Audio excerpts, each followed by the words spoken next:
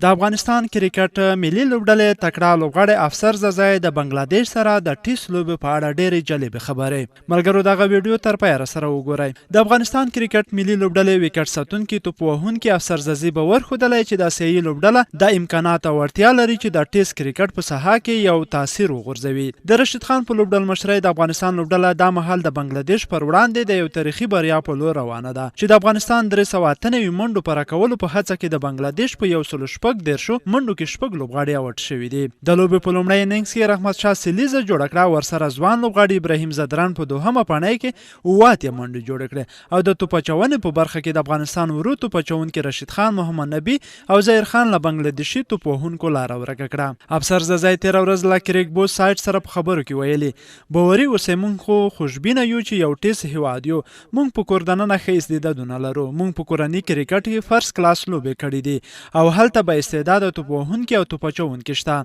زموږ راتلونکی ښه دی.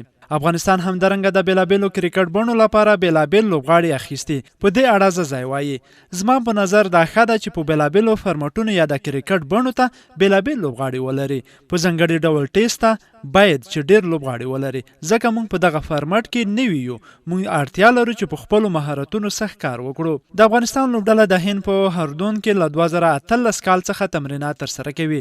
وکټ ساتونکی افسر فکر کوي چې هلته ورته تمرینات ګټور ثابت کیږي.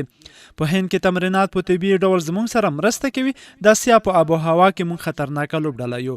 موږ پیاوړي ورو توپ اچوونکي لرو او موږ په دا ورځو کې د توپ وهنې په شعبه کې پرمختګ کړی دی. د افغانستان کرکټ ملي لوبډلې مخکنی لوبډل مشر او لوبډلې سره د خپلو تجربو او مهارتونو په شریکولو سره د توپ وهنې په ښه کېدو کې مهم رول لوبولی. زما په نظر توفیر دا دی چې موږ ښه توپ وهنه وکړه.